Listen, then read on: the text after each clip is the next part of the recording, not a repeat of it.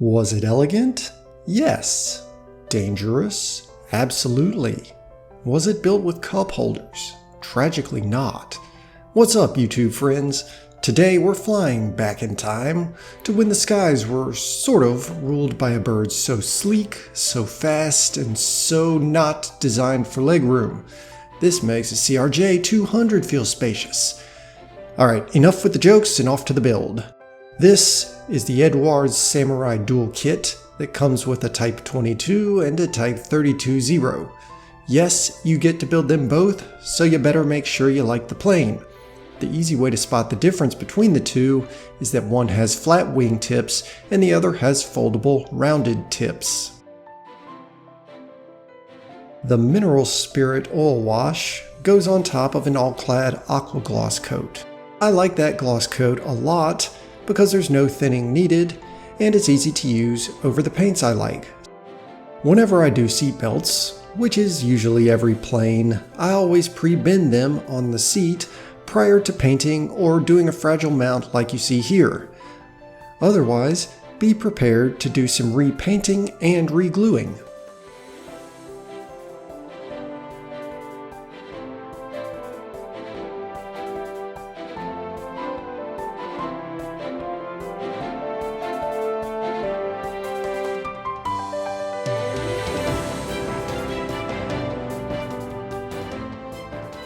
I puttied the seam lines, but if we're being honest, I'm having mixed feelings about using putty and have started testing out homemade sprue glue and also super glue. The putty shrinks and I usually end up with multiple applications. I do find it easier to sand than the other options I've mentioned.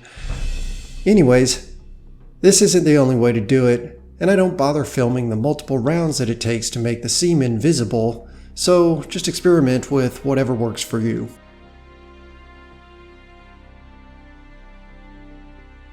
I did this weathering to the exhaust pipes for fun and for practice. 99% hidden in the end, but I did drill out the ends of the pipes. These are somewhat visible if you get a competition judge that flips your plane over and inspects it with a flashlight. This is a Photoetch set I bought. Yes, I know it can be replicated with lead wires, which I have plenty of, but I did not feel like going down that route of torture times 2.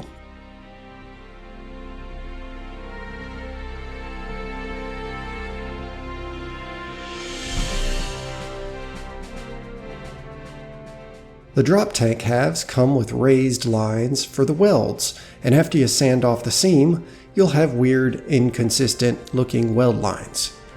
I scraped off what was left of them, cut out a groove with my scriber, and then melted stretched sprue into that with extra thin cement. It's a little bit large on purpose, so I sanded it down to scale and melted it over and over with more extra thin cement.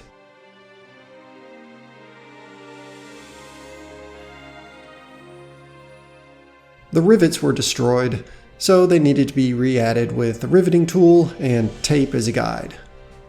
A bit of chipping fluid, overcoat paint, and water, and then I scratched away the surface to wear the thing out and show the metallic base. If you've never used chipping fluid before, this is a good place to test it out before you use it over the rest of your plane.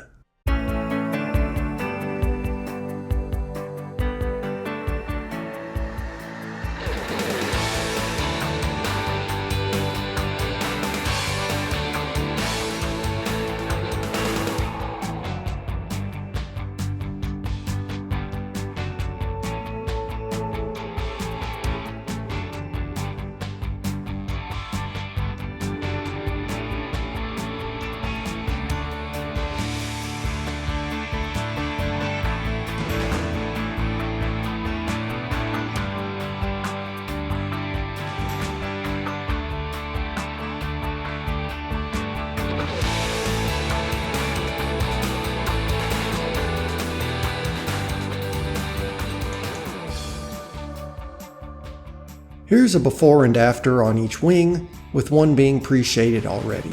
Next, I added that sort of reddish primer that ends up being mostly invisible in the end, and then the fun begins.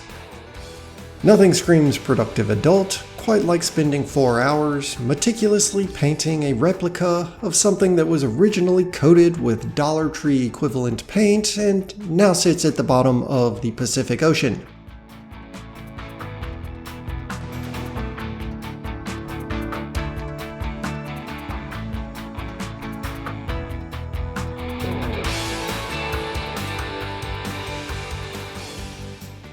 Since I'm going for realism, the good news is that my paint job chips off just like the real thing. Of course, these chips were too big for scale, and I mostly covered them up with paint. I'm not actually chipping the propeller, but I am using chipping fluid to create different patches of paint on the aluminum. Then I'll spray over it with All-Clad, which is very thin and will let the varying shades shine through and give it that worn-out metallic appearance. Apply water to activate the chipping fluid and then scrape away. I use a variety of tools to get anything from fine scratches to large chips and sections of paint missing.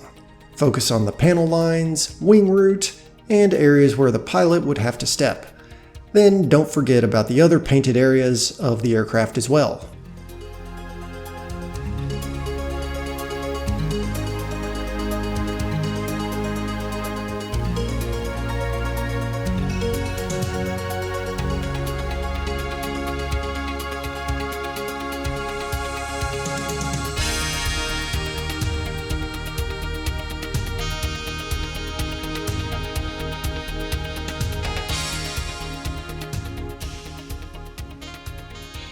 No matter how hard I tried with my manual circle cutter, I could not cut two 100% concentric circles for the red and white Hinomarus. I had to resort to a Cricut cutter. Even then, it was still hard to get everything to line up perfectly. This is the kind of thing that's really obvious if it's wrong, and you can't just say, "Oh, it's weathered, and that's why the circles line up about as well as a Venn diagram." This is actually my second or third attempt to get this thing looking good, and I've had to sand and repaint on one of the wings in order to start over and over. The fuselage ones are even harder. Have you ever tried to get a perfect looking circle onto a curved surface? Yeah.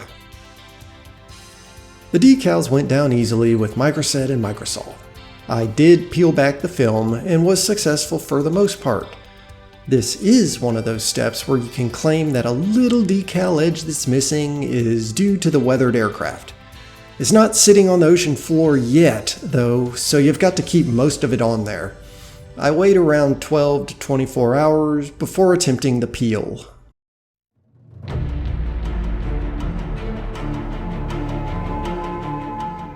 Watching this capillary action is fun in the beginning, and then I just slop on the wash. I've grown really fond of watercolor pencils because they're pretty much foolproof. They literally wash off with water, and then you can try again. I do some mild weathering on the Hinomarus since they were mostly kept up in the field and stayed in relatively good condition. I would recommend buying a full set of watercolor pencils because you'll find yourself using colors you never thought you'd need, like buff. I've used it a lot. I'm doing some highlights here along the rivet and panel lines that I'll smooth out and help simulate an uneven metal surface. This plane has no antenna and an inconvenient hole in the back of the canopy.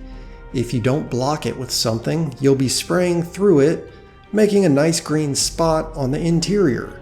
I stuffed a piece of tape through it at the beginning and then pulled it out at the very end.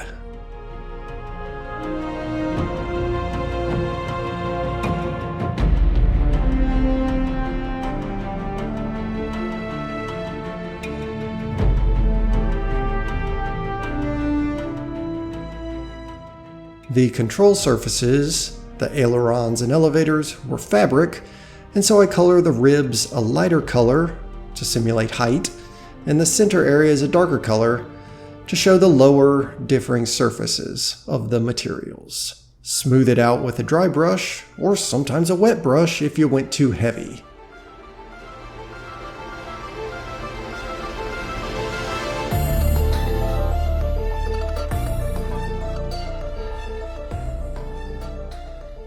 Lifting the edge of the masks over the clear parts using a toothpick or cocktail stick helps prevent scratches as opposed to starting with a pair of metal tweezers. Ask me how I know this.